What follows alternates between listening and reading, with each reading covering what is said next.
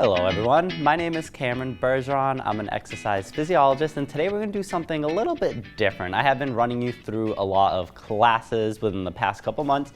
Today we're going to change it up a little bit and we're going to do a little body awareness workshop. So I'm going to teach you a little bit about your body. It's going to be active, so you're not just going to be standing here, sitting here, listening to me the whole time. We are going to be doing a little bit of motions as well, but I really wanted to change it up a little bit to really teach you about your body. Then that way the classes and the education can go hand in hand. The body is such a great tool in learning how to use it. Having proper education of your body is just very important for not just the classes that you're participating in, but basically for everyday life. So I'm going to go over a little bit of everything. So starting off, we're going to talk about your spine. The spine is very, very interesting. It is very mobile. We can do basically not 360 degrees of motion, but pretty close. We can flex, we can extend, and we can go laterally side to side, and we can move that around in any motion we want for the most part. But each section of the spine is a little bit different. They are created differently for different purposes. So we have three sections. You have your cervical, which is your top 7, your thoracic, which is think your mid-back, and then you have your lumbar, which is your lower. So we have 7 up top in your cervical, we have 12 in the middle, and then we have 5 down at the bottom. I'm not going to get into the sacrum and the fused vertebrae, just nice general spine education here. So your cervical region is really just made for supporting your head. Now, a lot of people will think most of my rotation when I look side to side, up, down, comes right from that cervical portion, but for the most part, you actually have 2 little vertebrae on top of your cervical called your atlas and axis. Those 2 are really made to help move your head around, so you're not really twisting into those vertebrae in the cervical region. Now, just very, very important there, just remember the cervical is a stability section of the spine. Now, moving down to thoracic, those 12 vertebrae, they are your mobility. So all of your twisting motions are coming through your thoracic vertebrae. Very, very important there. Now, going just a slight bit lower into your lumbar, so think your lower back about here to here, roughly. That is your tree trunk. That's what I like calling it. That is your main stability of the body. Now, for the majority of you, what you want to do with that is avoid rotation. So as you saw me here, I am rotating from the middle of my body. I'm not using my lower back in rotating from it. That is when a lot of people will get themselves into problems. Now, I just wanted to start off with just laying out those sections. Now, one of the biggest things which causes pain within the body is the disc in between each spine. Now, we do have a natural curve of your spine. It's not just a straight spine. You have your natural curves. Your lumbar curves back, and your thoracic curves the opposite way. It kind of has like a little forward hunch. I'm really just exaggerating this just so you can kind of see. And then your cervical just comes back up. Now, with those, you have your disc in between them. Now, your discs are placed there, shock absorbers. So think of shocks in your cars. That's basically what your discs are doing. So when you jump, you're not getting impact bone into bone, or just when you move, you don't really have to be jumping in order for that to help you out.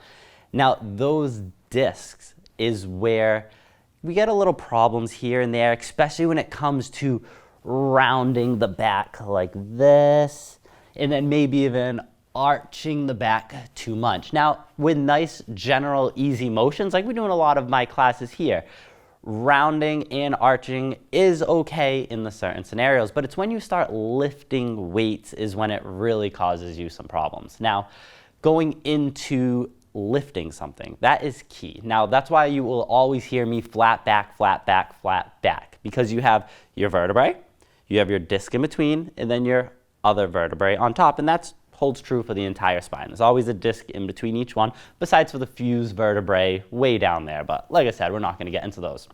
Now, those are made to stack perfectly on top of each other. So as I round forward, what I'm actually doing is, if you think about my top hand being one vertebrae, bottom hand being the other, and my little space here I have there is my disc.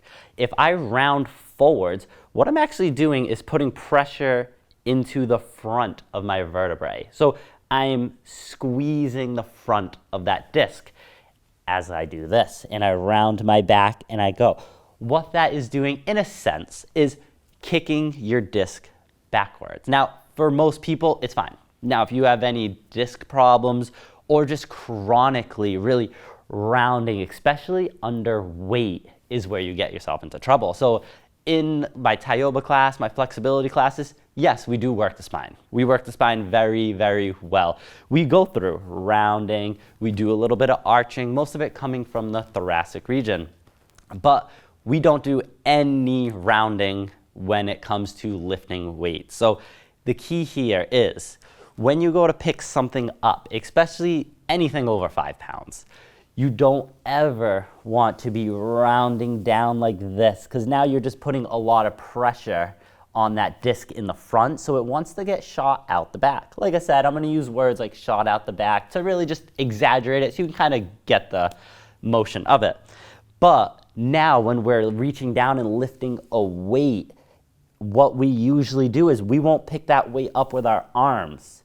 We usually pick up our back and then we come up with it. And that's when you really get yourself into problems. Now, especially if it comes to picking up a child, that is probably the biggest thing I've seen, is when anybody, grandchild, child, whoever it is, you go to pick them up, you round, they're running at you, you round, you grab them, you go to pick them up, and that's when a lot of people get hurt. And now, especially if that child is running from the side, and now you're twisting and rounding, which brings you into even more of a little bit of a predicament in a sense of causing pain into the back. Now, instead of just rounding forwards where I'm putting that pressure into the front of my disc, if I'm rounding forwards and out to the left, let's say, now I'm putting my pressure forwards and to the left in that disc, and that disc wants to get pushed out to the back right. Now, here is where we really get into problems, because the sides of your vertebrae, you have these little holes called foramens, and they have nerves running through them. Now, when you push your disc back, it starts rubbing against that nerve. So it's really not the disc itself that is painful. It's really the disc hitting the nerve or something around there that causes the pain. So now when you go and you round and you grab that weight, child, etc., you're putting a lot of stress into that back, and you may notice later on you feel a little pain. Sometimes you feel it that second. Other times it takes an hour, and then later on you're kind of, ooh, that didn't feel so good. And that holds true especially today. We have a little snow out today. It holds true for shoveling, and this is actually a great time to put this on because we're going to be getting snow. I always say, especially if you're 55 older, if you can pay someone to shovel your snow, please do it. It's really not even worth it. But if you don't have much or you're just going to do it no matter what, you should definitely know how to stay safe because of this back and how it's created. Now, everybody shovels their snow basically the same way. Most people go into a split stance, they grab their shovel, they pick it up, and they twist. And this is the exact position that I'm talking about, which causes pain to the back, which is why a lot of you, maybe when you do anything outside, maybe even gardening, shoveling snow, you may get a little back pain later. That is because you are twisting each time. Now, our arms are a lever. Physics is hugely important in the body. Now, the longer lever you have, the tougher it is. So if I have a little hammer and my hammer is about a foot long and I hold my hammer and I want to just twist it up and bring it back down, not too bad. The weight's right here to say you have 1 pound hammer and lift it up. Now, if you take that hammer and you extend it out to 2.5 feet, so I'm holding my hammer here and it's way out over here, I'm not going to be able to pull that hammer up with my wrist as easy just because the lever's longer and my 1 pound weight is at the distal end. So the longer the lever, the tougher it is for your body. So if you think about it, shoveling snow, if you're shoveling snow and you have 5-10 pounds in that shovel, right now as you go to pick up, your chest is getting pulled down because you have so much weight in the distal end that it wants to round you forward, which now we're talking about pinching the front of that disc in the back, no matter which part of the back you are rounding. And now when you go to pick it up, your first thing you're going to do you're not going to use your arms just because of the position. You're going to use your back to bring it back, and you're going to strain it because of the physics of that motion.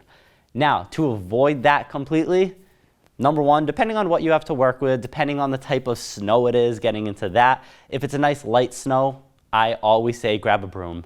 You grab your broom, hold it straight up, chest up, you just sweep it side to side. After you're done, throw some salt out there. That is key. Nice and easy. And you know what? It's a lot better to go out and sweep your walkway once an hour, every 2 hours for the day, rather than going out there with 6 inches of snow and then now you're stuck. Now you're like, this sucks because there's so much snow, it's heavy, especially if it's a wet snow, then it's really not fun. Now, yes, if it's a wet snow, you're not gonna be able to sweep it. So it really just depends on what type it is. So my suggestion is still go out there 1/2 inch, maybe 1 inch on the ground. Drop your shovel, depending on what you're working with. Drop your shovel, chest up, push it. Push your shovel. And then if you get to a point where you can just push it off into the grass in front of you, great.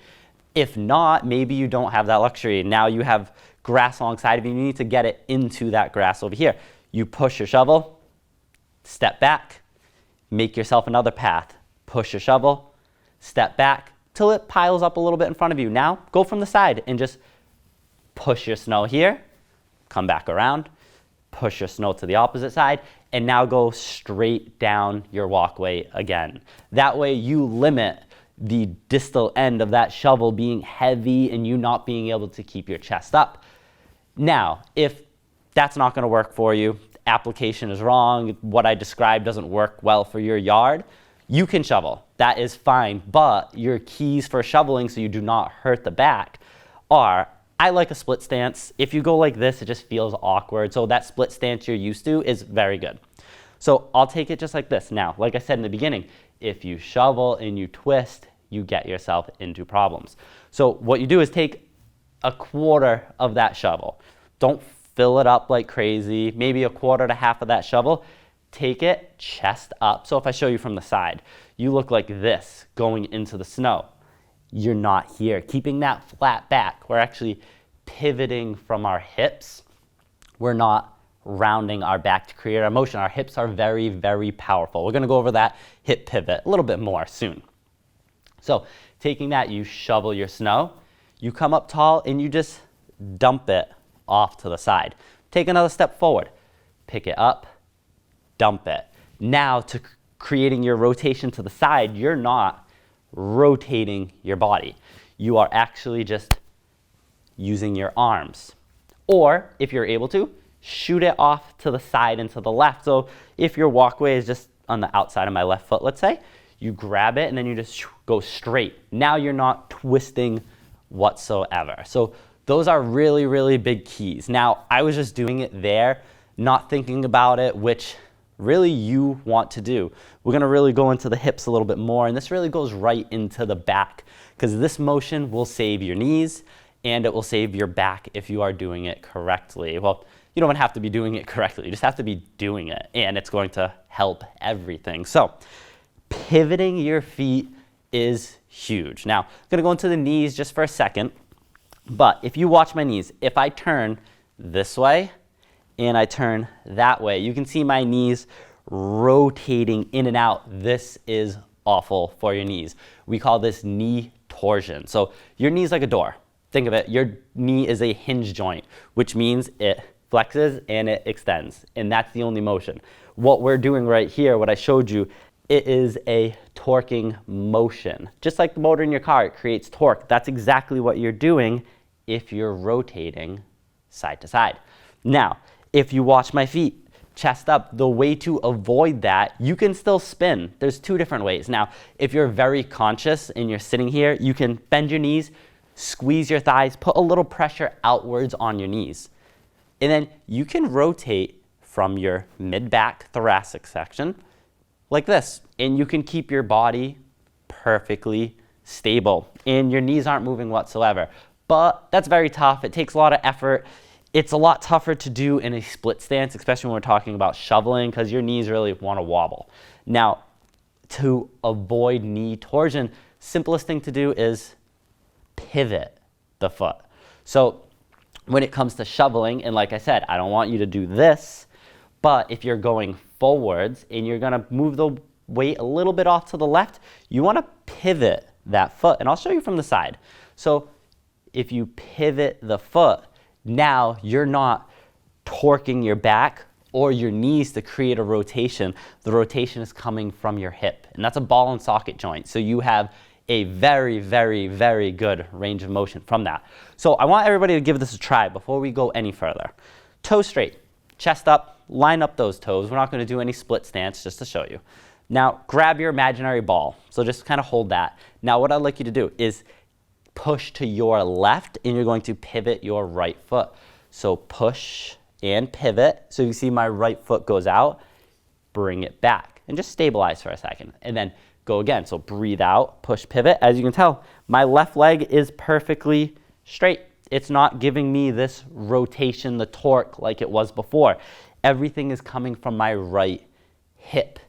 So let's just go 2 more to practice. And good. Now to do the opposite side. Plant that right leg. And now left foot pivots. Push that weight to the right. Bring it back. Just bend into it a little bit. Breathe out. Pivot, push. Breathe in. Bring it back.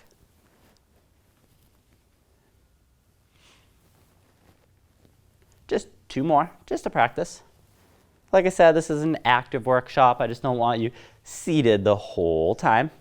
And good. So as you can see, that pivot is hugely important. And this is going back to the child. When it comes to the child, if you have to grab them from the side, you should not be doing this like we went over.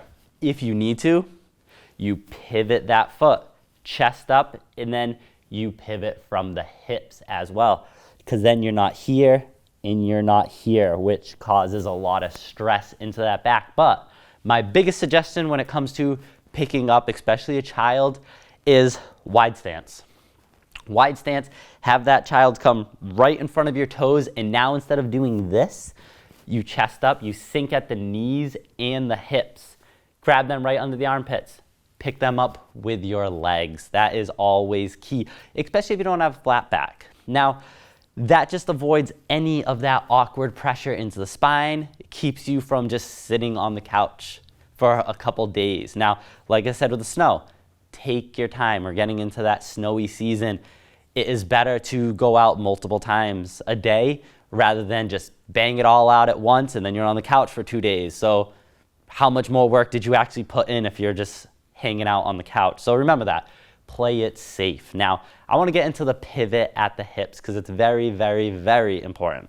Now, I'm going to have toes straight, chest up.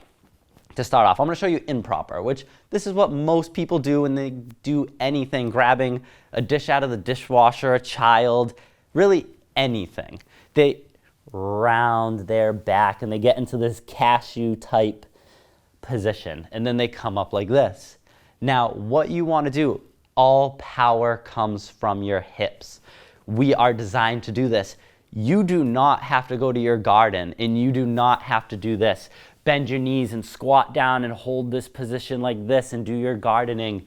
You can do anything you want without using your knees, unless you're lifting a lot of weight, by just using the pivot in your hips, because this is how we're designed to work. So if you have chest up, keeping a little bend in your knees should never lock backwards.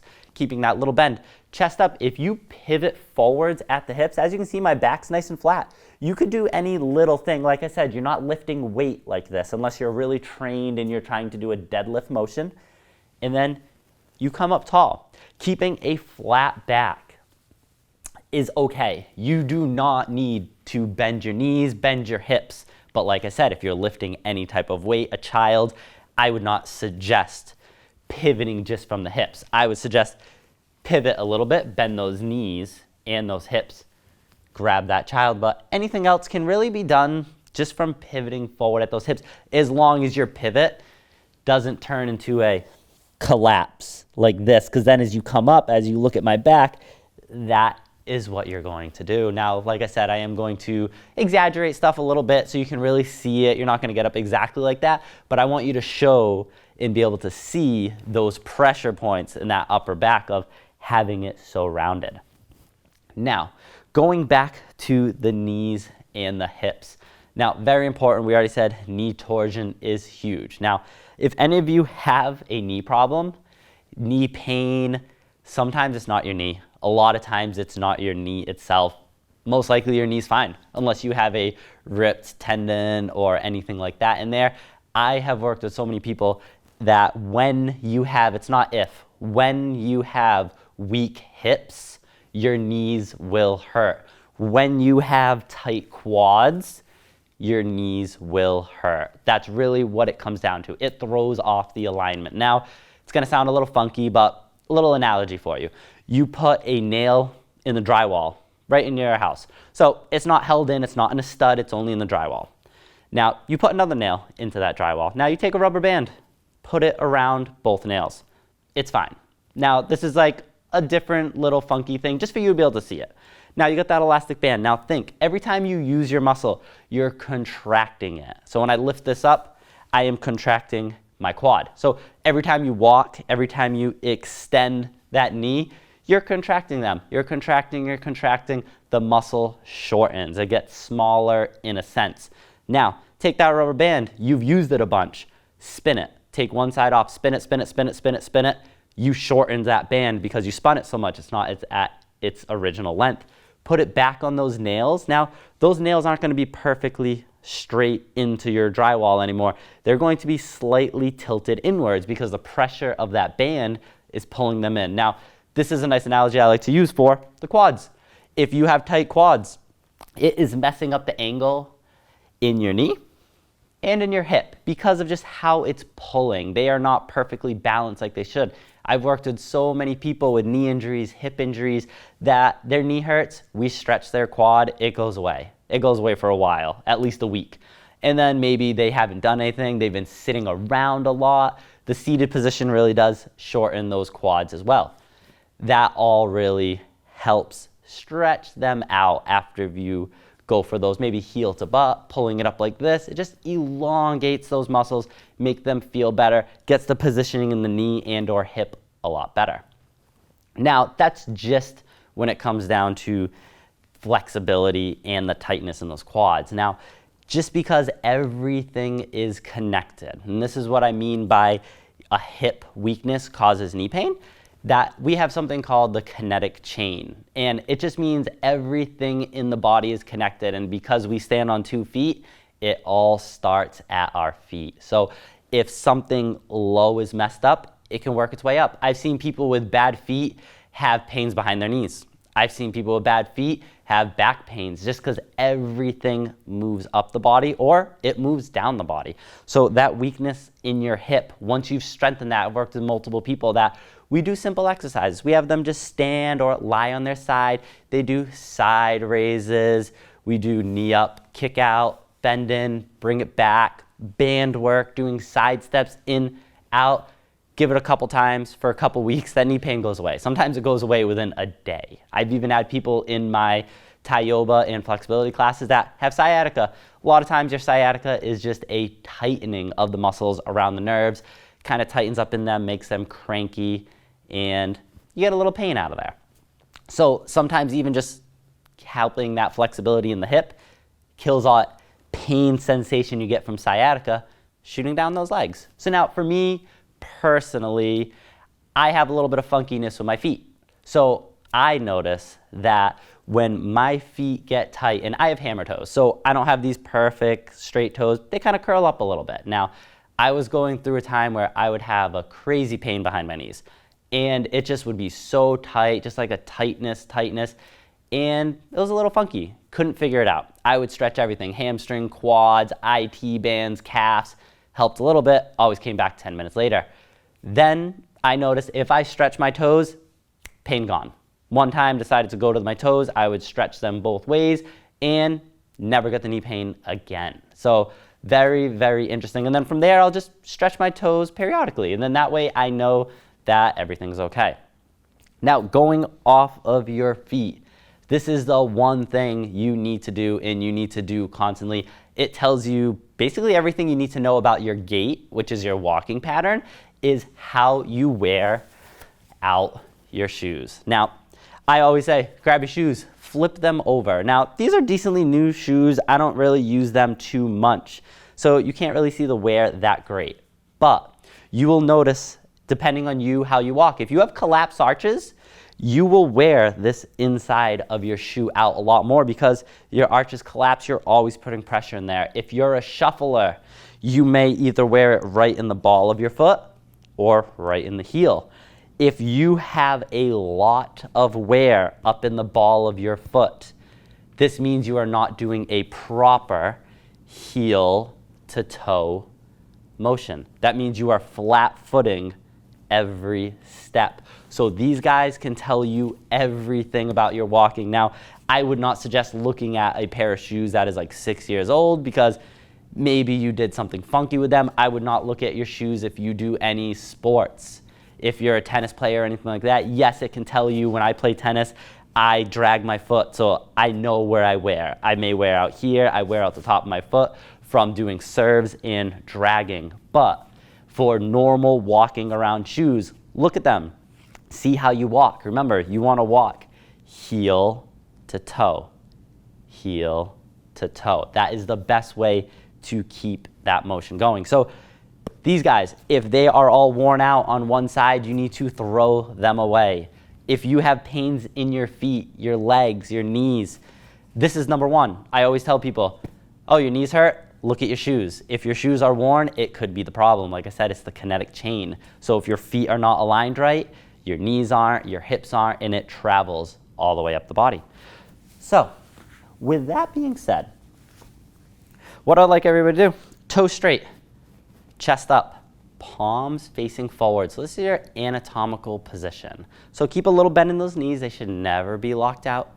And then from here, we're just going to go back to pivots a little bit. I know I just talked a lot about lower body. So if we're going to go for pivots, I want to stay up nice and tall, just like so. Make sure you don't fall into this position. So chest up, shoulders back. Now pivot forwards at your hips. Keeping that back nice and flat, and then come up tall. If you get to that point where you feel yourself doing this, then you've gone too far. That means you can't control it. Don't look straight forward like this, because then you are flexing that neck back. Just pivot forward so you'll be looking down at the ground, and then back up. Let's just go 2 more to practice.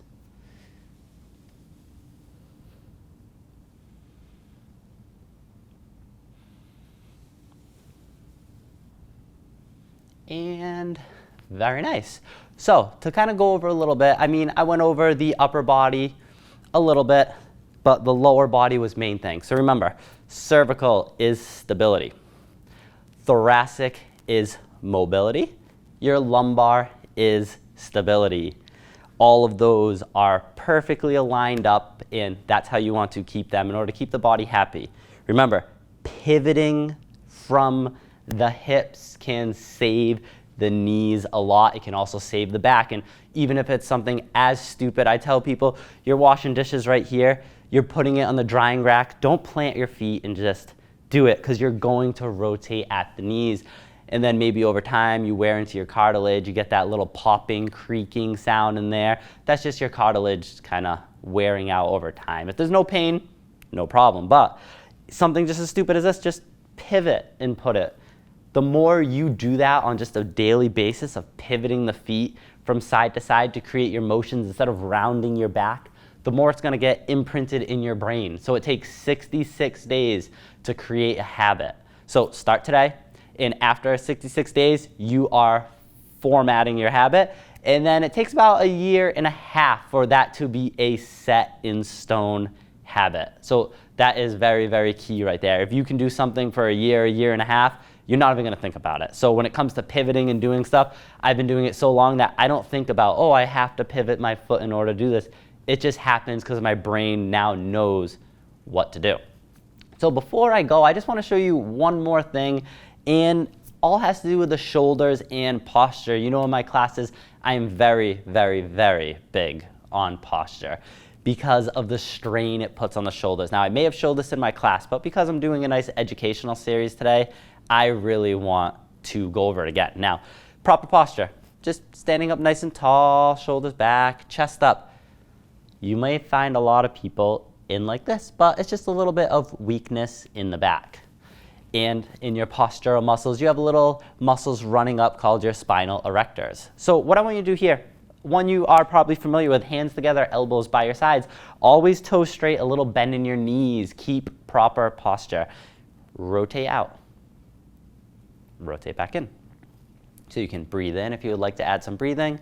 Breathe out. As you rotate out, squeeze those shoulder blades behind you and then bring them back. So now, right now, for these next couple, I want you to analyze those shoulders.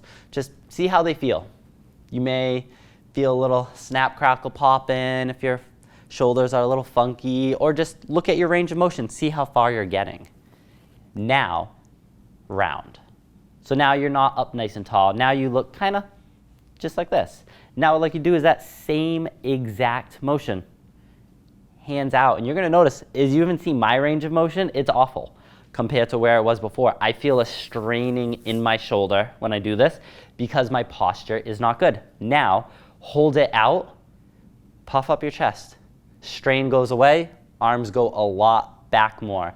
That just shows you how awful it is in the shoulders when you're all rounded over. So you can just feel it. So now imagine somebody that is maybe working in the construction field and they're carrying a big piece of plywood. They're a little bit rounded over and the wind hits. Now their shoulders are not in a good position. That piece of plywood that they're most likely holding up here, not in front like I just showed, is going to really whip their arms back. And especially when they're in improper positioning and they're not chest up stabilizing, holding that, it's very easy to tear something in the rotator cuff. So that is why I'm always so big on posture, keeping the shoulders where they should be so that you really don't get any pains in them, or it really stops you from injuring them, I really should say. But actually, one more thing I've said a bunch of times today, but I didn't go over it. Now, is your knees. I always say in my classes, a slight bend in your knees. Usually don't explain to you why. Now, if you look at a lot of people, they stand like this, and they lock their knees back, and it's really not good. When your legs are locked back, once again, showing you with my hands, you have your upper leg, lower leg, your knee right here. If you're just locking those knees back, they're not engaged. Your muscles, your quads, hamstrings, everything that helps those knees stay stable, they're not really engaged. You're just letting everything lax. Now you're putting pressure right into your cartilage, which eats it away over time. You want to keep that little bend. So I'm not saying you have to stand like this, nothing like that whatsoever. But if this is locked out and this is straight, slight bend. Just literally a slight bend in the knee will save those knees from just getting irritated and getting the cartilage worn out over time. So with all that being said today, I really hope you all learned a lot and really take those, use them in your daily life because it's just going to help you out so much. The better you can do the stuff, more you can build that habit, the quicker you can build that habit, the better you'll be just for everyday life. So I hope you all enjoyed today's workshop and this was Body Awareness. Have a good one, everybody. I'll see you next time. Bye.